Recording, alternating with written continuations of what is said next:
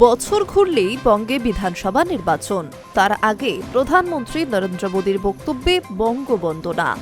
সোমবার বন্দে মাতরম নিয়ে সংসদে শুরু হয় বিশেষ আলোচনা। আর সেখানে বক্তব্যের শুরু থেকে শেষ পর্যন্ত মোদীর বক্তব্যে উঠে এলো বাংলা এবং বাঙালির কথা।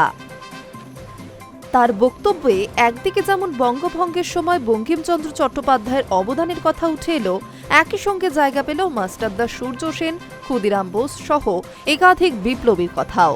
তিনি বলেন, ইংরেজদের হাতিয়ার ছিল বাংলা, আর এই বাংলা থেকেই প্রথম বিভাজনের রাজনীতি শুরু করেছিল ওরা। কিন্তু ইংরেজদের ইটের জবাব বঙ্কিমচন্দ্র পাথরে দিয়েছিলেন। পাশাপাশি এদিন লোকসভায় বন্দে মাতরম নিয়ে আলোচনাতে প্রধানমন্ত্রী নরেন্দ্র মোদীর নিশানায় কংগ্রেস। তুষ্টিকরণের রাজনীতির অভিযোগ তুলে প্রধানমন্ত্রী বললেন, কংগ্রেস মুসলিম লীগের সামনে মাথা নত করেছিল। বন্দে মাতরম প্রসঙ্গে দেশের প্রথম প্রধানমন্ত্রী জওহরলাল নেহরুকেও আক্রমণ করেছেন মোদী। তিনি বলেন, নেহরুর নেতাজি সুভাষচন্দ্র বসুকে একটি চিঠি লিখে বলেছিলেন বন্দে মাতরম মুসলিমদের প্ররোচিত করতে পারে। মোদীর বক্তব্য, নেহরুর এমন বয়ান বন্দে মাতরমের সঙ্গে বিশ্বাসঘাতকতা।